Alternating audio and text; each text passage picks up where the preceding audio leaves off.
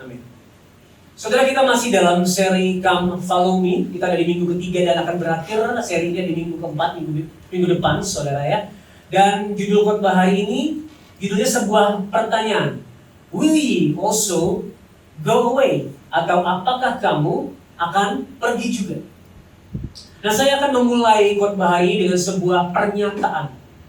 Pernyataan yang akan menjadi kunci dari khotbah hari ini. Perhatikan saudara, orang yang benar-benar mengikut Kristus pasti adalah muridnya. Tetapi tidak semua orang yang mengaku pengikut Kristus adalah murid yang sejati. Saya ulangi saudara ya, orang yang benar-benar mengikut Kristus pasti adalah muridnya. Tetapi tidak semua orang yang mengaku pengikut Kristus adalah murid yang sejati. Apa yang membedakan saudara? Perhatikan yang di-highlight. Yang pertama adalah mereka yang benar-benar mengikut. Yang kedua adalah mereka yang mengaku. Nah, sebuah pengakuan hanya akan berhenti di pengakuan jika tidak ada buktinya. Saudara, kita bisa aja bilang kalau kita mencintai seseorang. Kemarin mungkin yang tanggal 14 Valentine's Day sama gebetan sama pacarnya, kita bisa aja ngomong kita mencintai, mengasihi dia.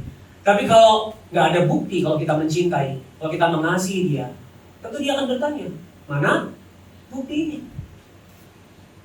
Jadi saudara, pengakuan bahwa kita mengikut Kristus hanya akan menjadi sebuah bualan belaka kalau nggak ada bukti yang nampak. Kalau hidup kita tidak mencerminkan bahwa kita benar-benar mengikut Kristus. Tentu iya saudara, kita belajar bahwa ia yang memilih kita. Kita belajar bahwa tidak ada andil dari perbuatan kita, tidak ada andil dari kebaikan kita. Ya saudara, kita belajar bahwa kita diselamatkan oleh iman kepada Yesus Kristus saja. Tetapi iman yang benar tidak pernah sendirian. Iman yang benar selalu menghasilkan buah yang benar juga saudara. Saudara, Martin Luther berkata gini saudara, we are saved by faith alone, but the faith that saves is never alone. Kita diselamatkan hanya oleh iman. Tapi iman yang benar, iman yang menyelamatkan tidak pernah sendirian. Iman yang benar selalu menghasilkan buah, membawa buah. Saudara. Dan hari ini teks firman Tuhan yang akan kita baca akan memperlihatkan dengan jelas bahwa tidak semua orang yang mengaku mengikut Kristus adalah murid yang sejati. So let's go, saudara siap? Kita baca Yohanes 6 ayat 66. Boleh satu ayat saja kita baca bersama-sama. 1, 2, 3. Mulai dari waktu itu, banyak murid-muridnya mengundurkan diri dan tidak lagi mengikut dia. Saudara, Yohanes 6 ayat 66 ini mungkin adalah salah satu ayat yang paling menyedihkan di dalam Injil. Saudara, dikatakan mulai dari waktu itu, banyak yang meninggalkan Yesus. Kita perlu melihat, waktu itu tuh waktu apa, saudara? Mulai dari waktu itu tuh waktu apa? Nah, kita mundur sedikit. Jadi momen ini terjadi setelah Yesus mengadakan mujizat. Mujizat 5 roti dan 2 ikan. Yesus habis bikin mujizat yang besar. Kasih makan ribuan orang.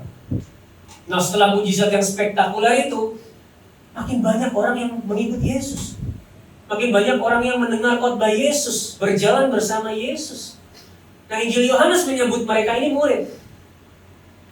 Walaupun pada akhirnya kita bisa melihat bahwa mereka bukan murid yang sejati.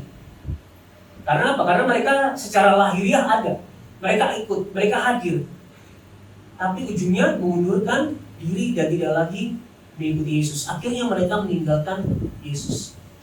Yohanes 8:31, Yesus bilang, jikalau kamu tetap dalam firman-Mu, kamu adalah benar-benar murid-Ku. Jadi murid yang sejati bukan sekedar yang pernah ikut-ikutan, saudara, melainkan yang tetap tinggal. Nah, pertanyaannya kenapa mereka meninggalkan Yesus? Sekali lagi kalau kita lihat konteksnya, kita akan menemukan bahwa mereka awalnya mengikut Yesus karena roti. Perhatikan, kalau kita lihat konteksnya, mereka pertama mengikut Yesus adalah karena roti. Setelah Yesus memberi makan 5.000 orang, orang-orang ini mencari Yesus terus.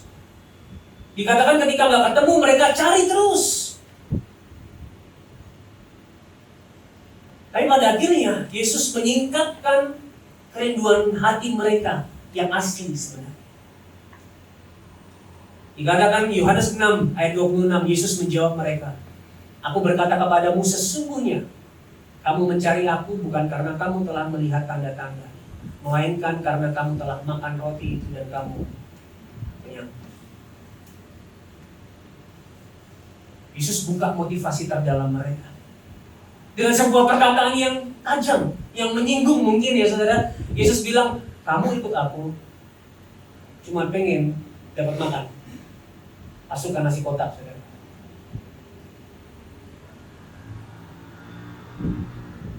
Yesus bilang, kamu ikut aku cuma mau makan. Kamu cuma pengen Mesias yang bisa bikin kamu kenyang. Dan hari itu ketika Yesus menyatakan ya, bahwa yang mereka butuhkan bukan roti yang bikin perut kenyang, tapi yang mereka butuhkan adalah Yesus, pribadi Yesus, sang roti hidup yang turun dari surga. Mereka harus makan dagingnya, minum darahnya, maksudnya percaya pada Yesus dan pengorbanannya yang kelak dinyatakan di kayu salib. Apa respon mereka? Mereka bilang, perkataan ini keras, ofensif, susah diterima, menyinggung. Kenapa? Karena Yesus membukakan mereka bahwa mereka membutuhkan juru selamat. Yesus bilang, yang kamu butuhkan bukan roti, yang kamu butuhkan bukan mujizat, bukan terobosan, tetapi aku, Yesus berkata. Dan berita Injil selalu ofensif bagi mereka yang merasa bisa menyelamatkan diri mereka sendiri. Selalu ofensif bagi mereka yang merasa baik-baik saja. Karena dikasih tahu kalau kita berdosa dan gak bisa menyelamatkan diri sendiri, dikasih tahu kalau kita gak berdaya, itu sangat menyinggung, merendahkan kita. Kalau kita jujur, hal paling gak kita sukai adalah dibilang kita lemah. Dibilang kita gak bisa, betul atau betul? Pada akhirnya kalau kita dibilang gak bisa, kita akan berkata apa? Aku akan buktikan. Aku akan tunjukkan kalau aku bisa. Dan perkataan Yesus hari itu sangat menyinggung mereka. Mereka berkata, ini terlalu keras buat aku. Apalagi yang hari itu bilang adalah Yesus, seorang anak tukang kayu. Sampai ada perkataan gini, saudara, bukankah dia ini Yesus ya? Anaknya Yusuf, yang ibu bapaknya kita kenal. Kalau ke warung ketemu, papasan. Bagaimana ia bisa berkata, aku telah turun dari surga? Mereka makin tidak terima. Mereka makin gak bisa menerima hal tersebut.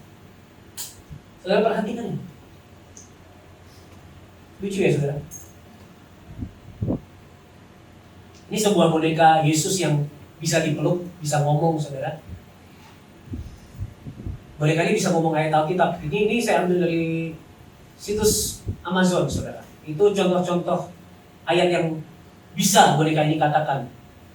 Mulai dari for God so loved the world, ada I love you, ada with God all things are possible. Bahkan dia bisa bilang, aku punya rencana yang besar dalam hidupmu, aku mengasihi kamu. Siapa yang gak pengen ikut Yesus yang seperti ini? Yang imut, yang bisa dipeluk. Memang benar saudara, dia punya rencana yang indah dalam hidup kita. Memang benar, dia mengasihi kita. Tapi seringkali kita memperlakukan Yesus seperti jin. Ajaib yang kita gosok dari lampu yang bisa memenuhi semua keinginan pribadi kita. Atau seperti boneka menggemaskan ini, yang kalau kita pencet selalu mengatakan hal-hal yang menyenangkan hati. Kita pengen Yesus yang seperti itu.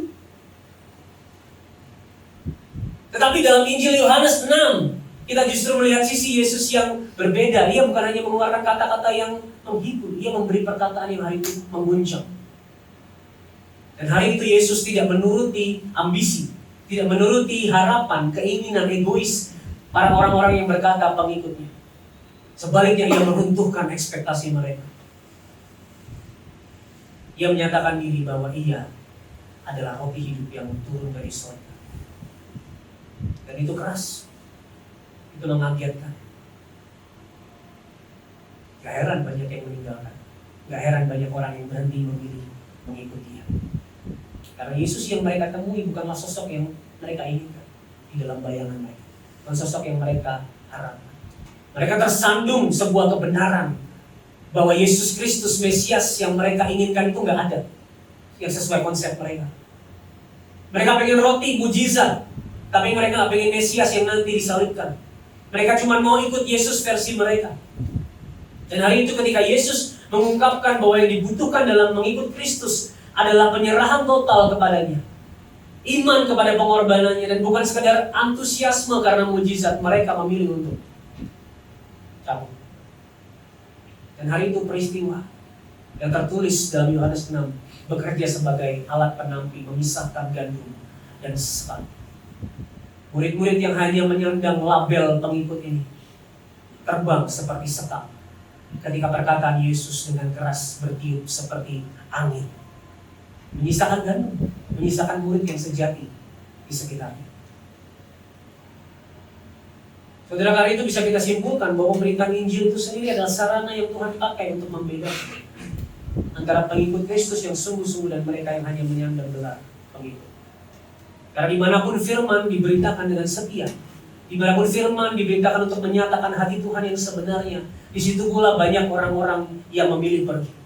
Dengan alasan yang sama seperti para pengikut Yesus pergi. Saudara, dalam sebuah komentari ayat ini, F.F. Bruce berkata, apa yang mereka inginkan, Yesus tidak mau berikan. Apa yang Yesus tawarkan, mereka nggak mau terima. Orang-orang ini mau hal-hal yang mengenyangkan perut mereka. Tapi ketika Yesus mau memberikan apa yang sebenarnya mereka butuhkan, they said no. Mereka menolak. Mereka pergi. Maka akan sangat konyol kalau kita dengar sering ya saudara, orang Kristen yang sejati itu harus mengalami mujizat. Orang Kristen yang sejati itu harus mengalami kelimpahan, baru bisa dibilang Kristen yang sungguh-sungguh. Kalau kamu nggak melewati terobosan, kalau kamu nggak mengalami mujizat, kalau kamu nggak limpah hidupnya, berarti kamu bukan orang Kristen yang sungguh-sungguh. Hari ini firman Tuhan dengan jelas menentang hal tersebut. Karena mereka yang hanya menginginkan mujizat, mereka yang hanya ingin perut mereka kenyang, hanya ingin kelimpahan, justru ujungnya pergi, saudara. Tuhan bisa kok nolong, saudara. Tuhan bisa memberkati kita dengan berkat jasmani. Tuhan bisa memberikan mujizat. Bahkan ia sering memakai mujizat untuk membawa orang datang kepadanya. Dan by the way, kita tidak anti itu. Kita tidak menolak itu. Apa yang kita tolak? Kita menolak menjadikan mujizat, berkat jasmani sebagai tujuan dan pusat di dalam kekristenan. Maksudnya gimana? Ya, ini kita seringkali kan melakukan hal-hal yang kelihatannya rohani, yang Kristen untuk mendapatkan semuanya. Nah, saat itulah berkat jasmani, mujizat, terobosan menjadi apa, saudara? Menjadi tujuan dari kehidupan Kristen kita. Kita memanfaatkan Tuhan demi mendapatkan itu semua. Dan firman Tuhan hari ini berkata, ternyata itu tidak menjawab. Karena pada akhirnya hal-hal yang kita inginkan justru tidak membuat kita semakin setia kepadanya. Kalau disimpulkan dalam sebuah kalimat, saudara, berkat jasmani, mujizat dan pertolongan Tuhan tidak bisa memastikan kita tinggal setia. Kalau itu semua sebenarnya jadi kerinduan hati kita dan bukan Tuhan. Kalau Tuhan gak beri, kalau Tuhan gak kasih yang kita mau, atau mungkin kita bisa menemukan di tempat lain, sudah pasti kita berpaling, saudara.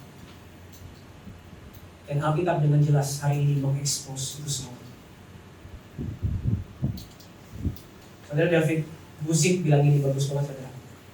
Jika kita berani melakukan seperti yang Yesus lakukan, yaitu menyingkirkan dan tidak memberi ruang bagi setiap motivasi yang bersifat duniawi dalam mengikuti Dia, kira-kira berapa banyak orang di gereja kita hari ini yang masih akan tetap tinggal?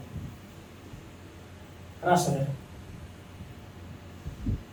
Kalau hari ini gereja-gereja menyingkirkan dan tidak memberi ruang untuk setiap motivasi yang bersifat duniawi dalam mengikut Kristus, kira-kira berapa orang Kristen yang tinggal, saudara?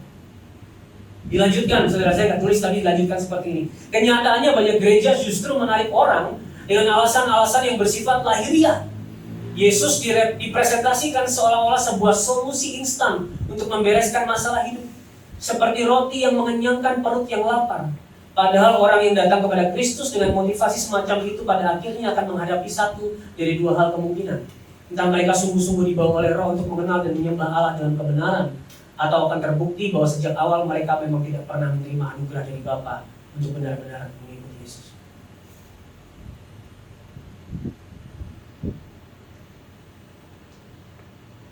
Kalau hari ini Tuhan menyingkapkan isi hati kita, kira-kira saudara, apakah kita orang-orang yang mengikut Yesus hanya untuk roti yang mengenyangkan, atau karena kita mencintai pribadinya?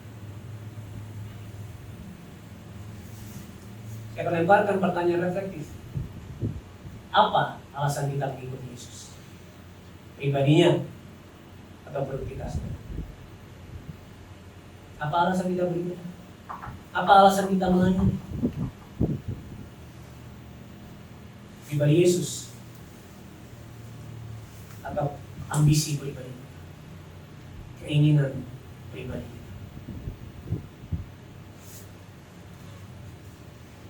Dan ini pertanyaan bukan hanya untuk saudara, buat yang di depan ngomong ini juga. Kita perlu meminta Tuhan menyelidiki hati setiap kita, supaya kita benar-benar mengerti apa yang kita rindukan dalam hati sebenarnya. Nah saudara, kalau kelompok yang pertama yang meninggalkan Yesus bukanlah murid yang sejati, lalu siapa murid yang sejati? Kita akan pergi ke ayat 67 sampai 69. Saya undang kita semua untuk baca bersama-sama Yohanes 6 ayat 67 sampai 69. 1, 2, 3. Maka kata Yesus kepada ke-12 muridnya, apakah kamu tidak mau pergi juga? Jawab Simon Petrus kepadanya, Tuhan, kepada siapakah kami akan pergi? Perkataanmu adalah perkataan hidup yang kekal, dan kami telah percaya dan tahu bahwa Engkau adalah yang kudus dari Allah. Ada sebuah pertanyaan yang Yesus lemparkan kepada kelompok yang kedua. Kalau kelompok yang pertama yang pergi meninggalkan karena nggak dikasih roti, kelompok yang kedua ini 12 murid ini ditanya, will ye also go away? Kamu nggak mau pergi juga toh? Dan itu bukan pertanyaan yang baper, saudara.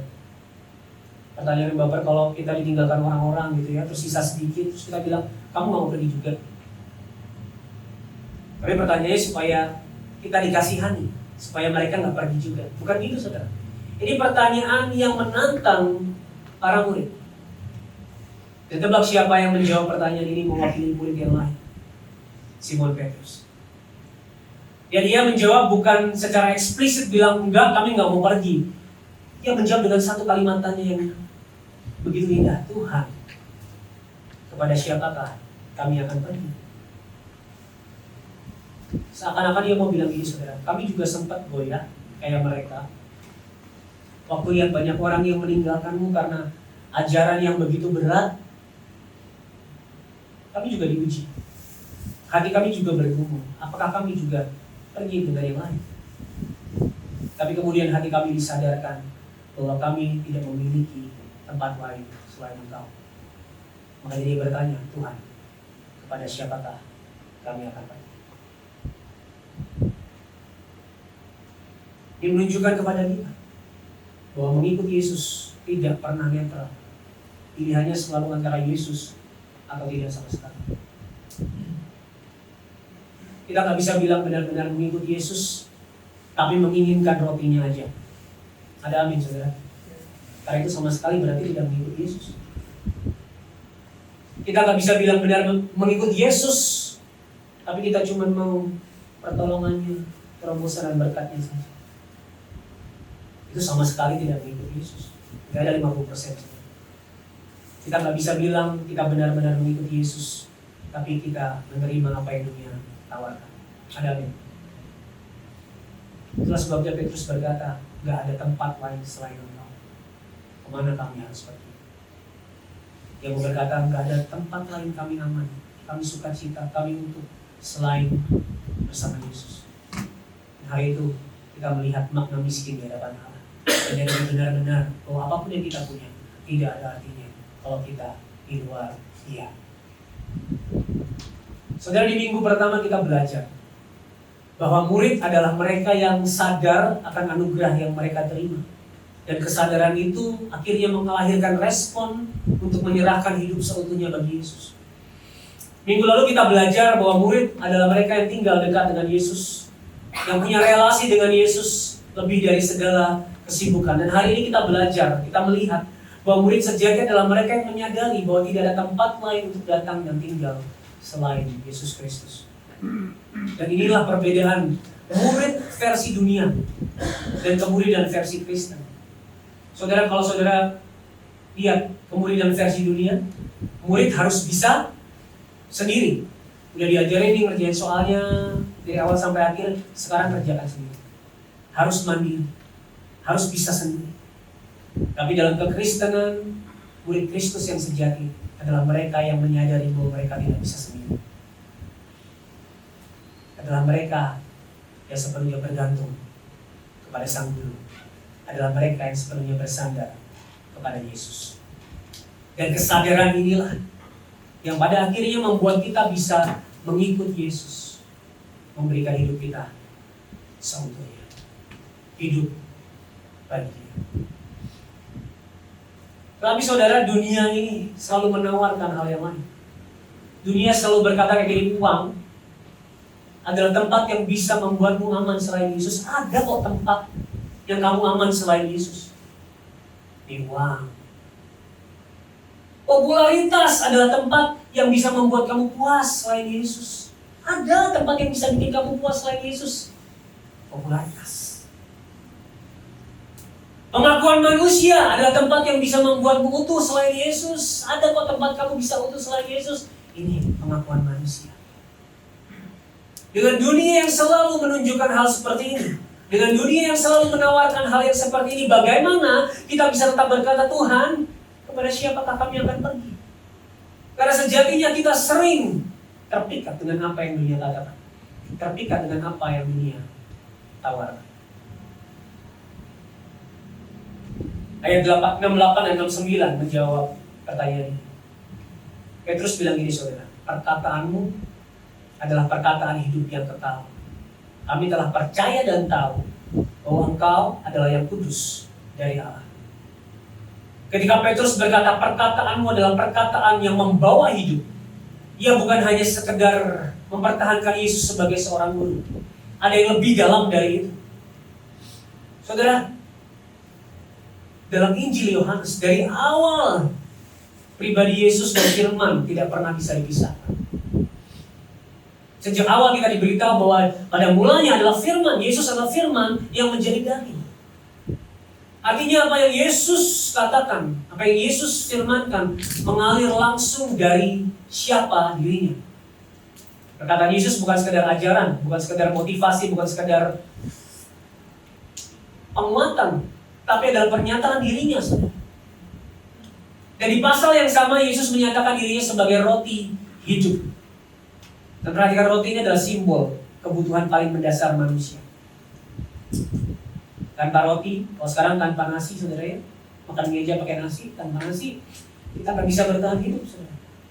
Dan ketika Yesus menyebut dirinya roti hidup, hari itu ia menyatakan bahwa Yesuslah, dialah sumber kehidupan yang sejati dan kekal. Itulah sebabnya ketika Petrus mengakui bahwa perkataan Yesus adalah perkataan hidup, hari itu ia mendeklarasikan bahwa Yesus sendiri, Engkau benar-benar roti hidup, sumber, bahkan hidup sejati bagi aku. Pribadinya, Yesus adalah sumber hidup itu. Dan melalui firman-Nya,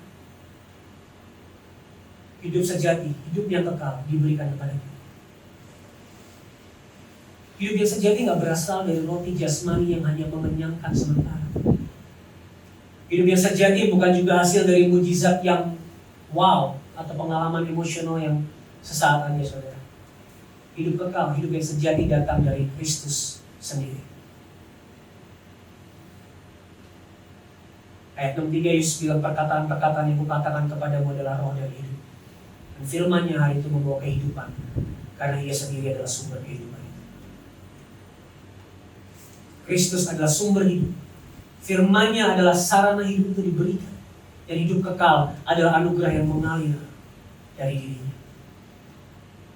Hari itu Petrus berkata, roti memang memberi hidup bagi tubuh, tapi firman-Mu memberi hidup bagi jiwa. Dan karena Engkau Yesus adalah firman yang menjadi daging, maka makan roti hidup, yang artinya menerima Dia dalam iman, percaya kepada pribadinya, tunduk pada firman-Nya. Petrus sedang mengaku bahwa Yesus adalah satu-satunya kehidupannya. Dan hari itu ada sebuah paralelisme yang indah, saudara. Ketika Petrus menyebut perkataanmu adalah perkataan yang memberi hidup di sini. Ketika yang lain pergi karena tidak mendapatkan roti, murid sejati tinggal karena ia tahu mereka mendapatkan yang sejati, yaitu roti hidup, Yesus Kristus sendiri. Dan yang menarik, Petrus juga menyatakannya bahwa para murid percaya telah mengalami bahwa Yesus adalah yang kudus dari Allah. Yesus adalah Sang Mesias yang adalah Allah sendiri. Engkau yang kudus dari Allah. Dan by the way, Yesus yang kudus dari Allah ini cuma disebut 2 kali dalam perjanjian baru. Yang pertama ini, saudara. Yang kedua kali disebut sama siapa, saudara? Saudara tahu nggak? Sama setan, saudara. Di Markus 1 dan Lukas 4.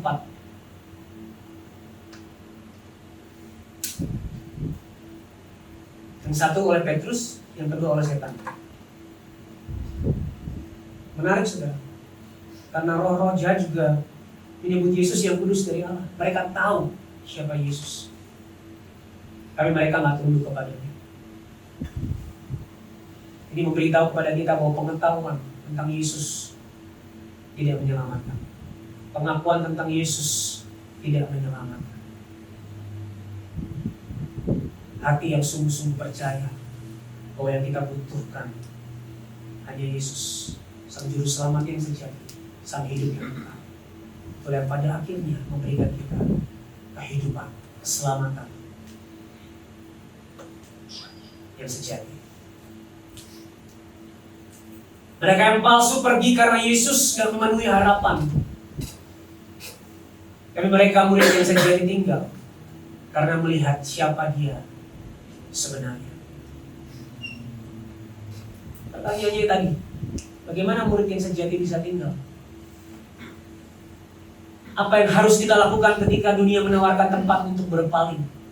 Tempat selain Yesus. Kita perlu mengingat siapa Yesus sebenarnya.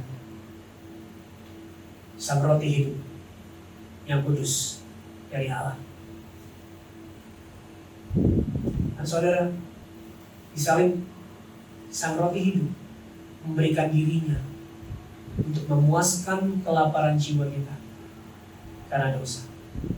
Sehingga hari ini kita tidak perlu mencari sumber kepuasan jiwa di tempat yang dunia tawarkan. Saudara, kita tinggal setia sebagai murid sejati, bukan dengan berusaha lebih keras, tapi dengan terus merenungkan pengorbanan Kristus Sang Roti Hidup. Karena hanya dengan mengingat ini, keutuhan semu yang dunia tawarkan tidak lagi menarik bagi kita. Dengan mengingat ini, dengan mengingat pengorbanannya yang begitu indah, kasihnya yang begitu manis, Ia akan menjadi satu-satunya pribadi yang indah dalam hidup kita. Kristus akan menjadi satu-satunya tempat kita untuk datang dan tinggal selama-lamanya.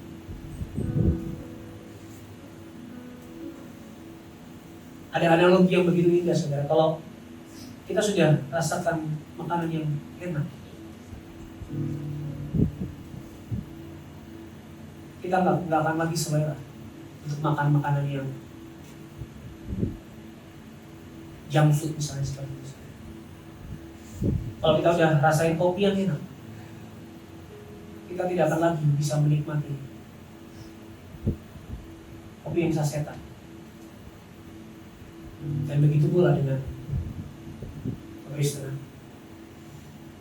Ketika kita sudah mengecap hal yang paling indah, hal yang paling manis, yaitu kasih Allah yang dinyatakan dalam pengorbanan Kristus, maka yang dunia tawarkan tidak akan lagi menarik bagi hati. Masalahnya kita sering lupa. That's why renungkanlah ini setiap hari. Ingatlah terus-menerus. Ingatlah terus-menerus. Ingatlah terus-menerus.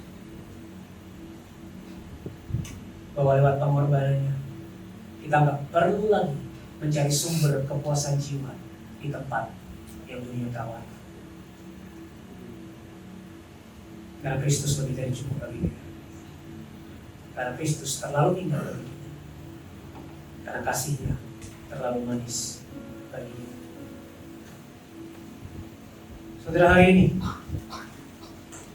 Jika Yesus ada di depan saudara dan bertanya, will ye also go away? Kira-kira apa jawabanmu?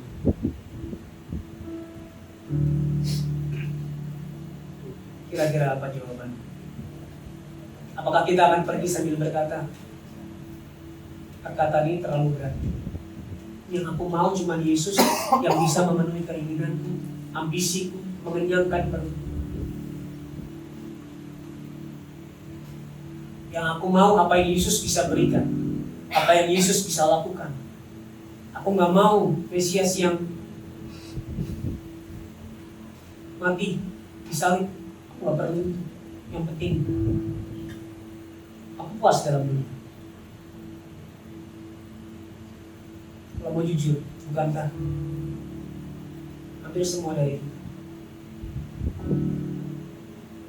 akan menjawab seperti itu?